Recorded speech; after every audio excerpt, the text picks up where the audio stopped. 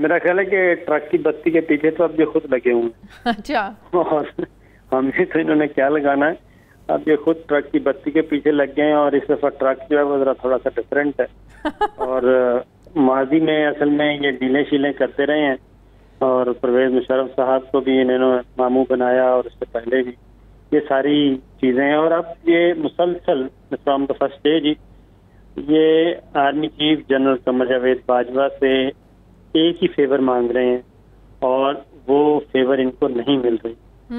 ये जब पनामा चल रहा था उस वक्त इन्होंने एक ही फेवर मांगी और इन्होंने इसाक डार साहब के जरिए प्राइम मिनिस्टर नवाज शरीफ उस वक्त जो थे उन्होंने ये बात की कि ये GIT में जो 2 ब्रिगेडियां है ना, एक ISI का और एक IMI का, ये बहुत तंग कर रहे हैं। आप इनको सिर्फ न्यूट्रल कह दें कि ये न्यूट्रल हो जाए, बाकी को हम संभाल लें। अच्छा, ये इन्होंने बात की तो army chief general Qamar Javed Bajwa ने बड़े तहम्मुल से जवाब दिया कि बात यह जी कि वो मामला है सुप्रीम कोर्ट का और आपका कानूनी मामला अदालतों में हल होंगे। कानूनी मामला है, वो GIT सुप्रीम कोर्ट की सुपरविजन में काम कर रही है।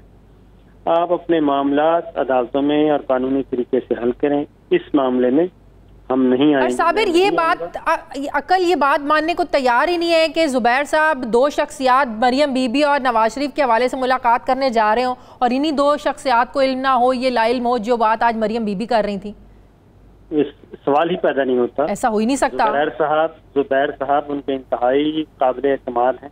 हाँ। और मैंने आपको बताया ना कि शरीफ फैमिली बहुत ही मैं कहता हूँ ऐसा सोच समझ के इन्होंने हर आदमी की कोई ना कोई यूटिलाइजेशन रखी होती है। और जुबैर साहब के बारे में उनको पता है कि जुबैर साहब के क्योंकि फैमिली रिलेशन हैं, बिल्कुल, इसलिए ये फिट आदमी है बात करने के लिए, बात करने के लिए। इसलिए उन्होंने पहले शहबाज शरीफ साहब को या शहबाज शरीफ साहब के जरिए इस हद तक मामला हुए कि जिनको बाहर भेज दिया, गारंटर के तौर पे वो खुद इधर बैठा लिया उनको, चचा को, और वाले साहब चले गए। अब इन्होंने फिर वही बात की, जुबैर साहब गए और दोनों दफा पैगाम लेके गए, दोनों दफा इनकी नुमाइंदगी की और दोनों दफा ये बात की। और ये मेरा ख्याल है कि मैं समझता हूँ कि DGI SPR ने बहुत इन टाइम आज ये बात डिस्क्लोज की है, वरना कोई पता नहीं था कि अभी तो वो एहसन इकबाल और शहबाज शरीफ की मुलाकात जिसका दावा शेख रशीद साहब कर रहे हैं, अभी तो उसका शायद किसी दिन भांडा फूट जाए कि वो भी सच था। नहीं, मैं कहता हूँ इतनी मुलाकातें हैं। ये अलग एक और बात बता दूं कि ये तो अभी भी जनरल बाजवा जो है वो जरा थोड़े से डिफरेंट है, वजादार आदमी है, खुले डुल्ले आदमी है। वो अगर सारी बातों को और DGI SI जनरल फैज अगर वो सारी मुलाकातों का बता दें कि किस दिन कौन आया, किसके जरिए है, ना इन्होंने कोई रिटायर्ड ब्यूरोक्रेट छोड़ा, ना इन्होंने कोई रिटायर्ड जर्नैल छोड़ा कि जिसकी मदद से ना कोई रिटायर्ड जज छोड़ा, सही, कि किसी भी तरीके से कोई ना कोई मैनिपुलेशन हो जाए, कोई रिलीफ मिल जाए, कोई रिलीफ मिल जाए। और आप अंदाजा करें कितना खतरनाक काम कर रहे हैं।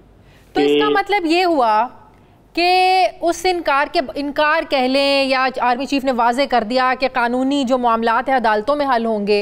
फिर उसके बाद जो सिक्योरिटी कौमी सलामती की सिक्योरिटी गिलगित बल्तिस्तान के हवाले से मीटिंग होती है, ज़ाहिर है उस बारे में भी नवाज शरीफ साहब को शहबाज शरीफ साहब ने बताया होगा। उसके बावजूद उस दिन APC में नवाज शरीफ साहब का गरजना बरसना, इसका मतलब था कि वो नाराज़गी का इजहार था जो जुबैर साहब उन मुलाकातों में नाकाम हो चुके थे।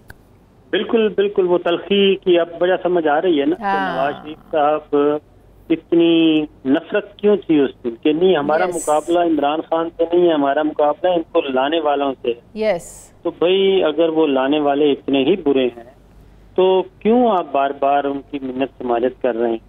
अगर वो CCTV फुटेज सामने आ गई किसी दिन कि ये जाके बैठते कैसे हैं, ये गुफ्तगू कैसे करते हैं, ये मिन्नत समाजत कैसे करते हैं, ये कैसे ठोड़ी को हाथ लगा लगा के कहते हैं कि मेहरबानी करें, गुस्सा थूकते हैं, तो ये सारी बातें और ये दोनों काम करते हैं। बिल्कुल सही। इनके कॉलोफेल में तजाद देखें ना, जिन लाने वालों की ये बात कर रहे हैं, जब मेमो गेट स्कैंडल 2011 में आया किसकी सपोर्ट के लिए गए, 88 में IGI बनी तब ये किसको सपोर्ट कर रहे थे, तब क्यों खुशियां मना रहे थे, 1990 में जब जिन्होंने सियासतदानों में पैसे बांटे तब खुशियां मनाई जा रही थी। मतलब ये कि जहां अपना फायदा हो लाने वाले ठीक हो जाते हैं, जहां खुद को नुकसान हो तो लाने वाले बुरे बन जाते हैं। ऐसा ही है। जस्टिस मुझे चीफ जस्टिस आसिफ सईद खोसा साहब याद आ रहे हैं कि उन्होंने बहुत सोच समझ के गॉड फादर का वर्ड यूज किया था, और जस्टिस अजमत सईद शेख साहब ने सिसिलियन माफिया का वर्ड यूज किया था। वो जीरक जज थे जिन्होंने सब कुछ, क्योंकि उस वक्त भी इन्होंने ये कहा था कि जनाब हम लोहे के चने, हमें हाथ लगाओगे तो पता नहीं हाथ जल जाएगा।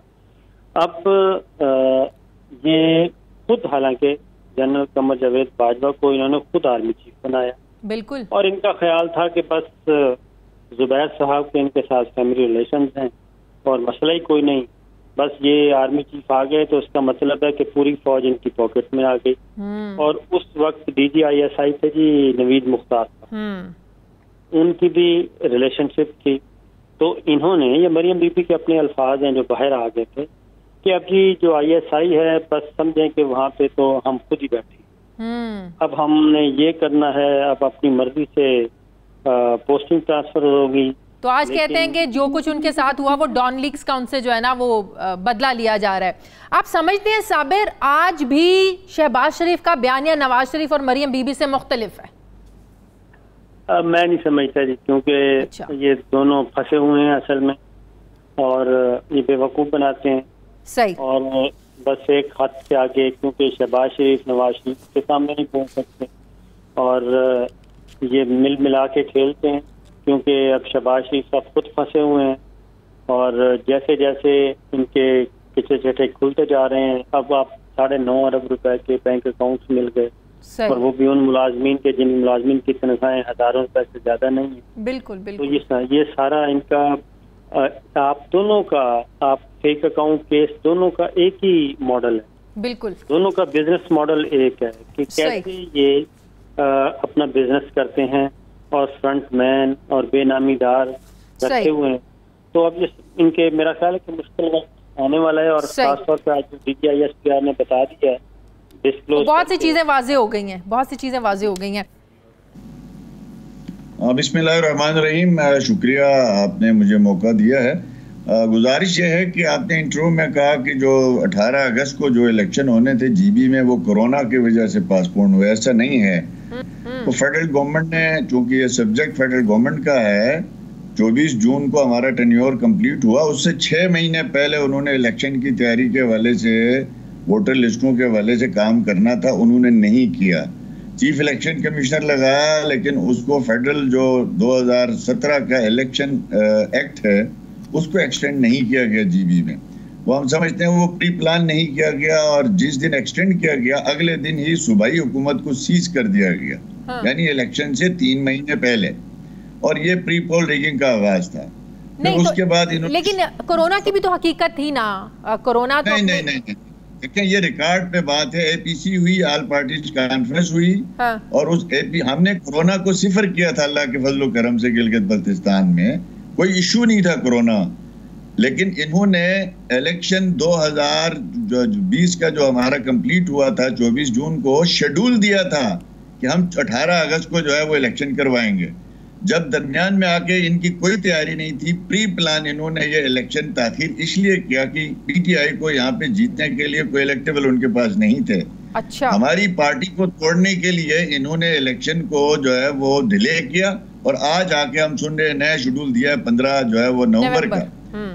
जी, और अब हम ये समझते हैं कि ये जो सूबे की बात चल रही है, प्रोविजनल सूबे की, मैं उस पर आता हूँ। अल्हम्दुलिल्लाह 5 साल मुस्लिम लीग नून ने यहाँ गवर्नमेंट की है। पुरअमन गिलगित बल्तिस्तान, तरक्की याफ्ता गिलगित बल्तिस्तान, वो जो ख्वाब हमने देखे उसकी तरफ हमने जो अपने मंशूर था अमल किया। ये जो सरताज अजीज की कमेटी है, देखें एक बात कहाँ से शुरू हुई। नवाज शरीफ साहब ने गिलगित में एक बहुत बड़े जलसे में 2015 में आके ऐलान किया कि हम गिलगित बल्तिस्तान के लोगों को मेन स्ट्रीम करेंगे, मसले कश्मीर को सामने रखते हुए।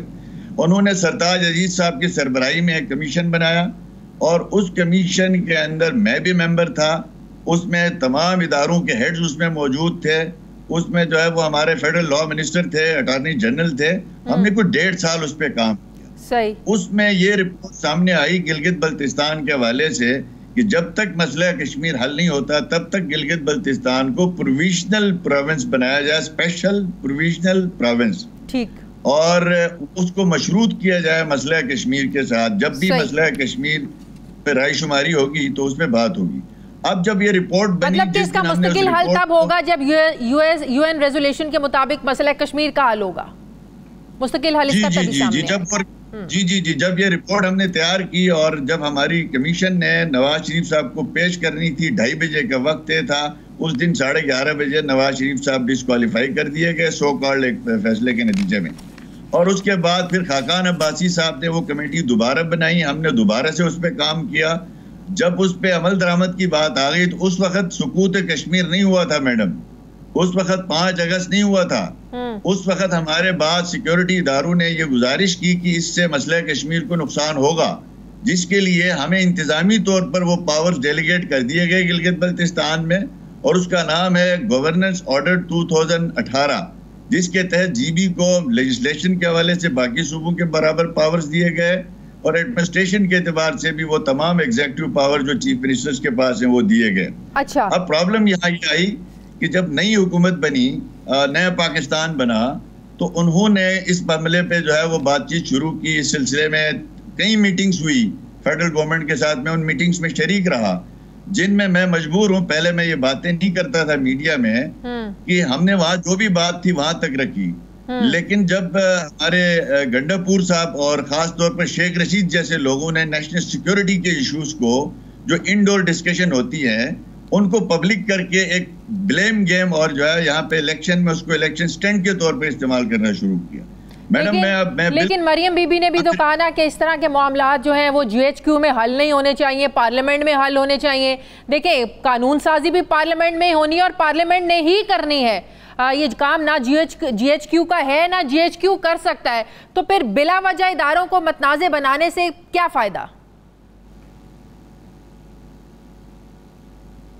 देखिए, मैं मरियम की इस बात से आप कोई इख्तिलाफ नहीं कर रही है ना, मैं इख्तिलाफ करता हूं कि ये काम पार्लियामेंट का है। इसमें सरताज अजीज की रिपोर्ट की रोशनी में आपने जब इसको प्रोविजनल सूबा बनाना है तो आइन के 3-4 जो है वो जो एक्ट हैं उसके अंदर आइन के 3-4 शिकें माजरत के साथ, जिसमें 2/3 मेजोरिटी से अमेंडमेंट करनी है।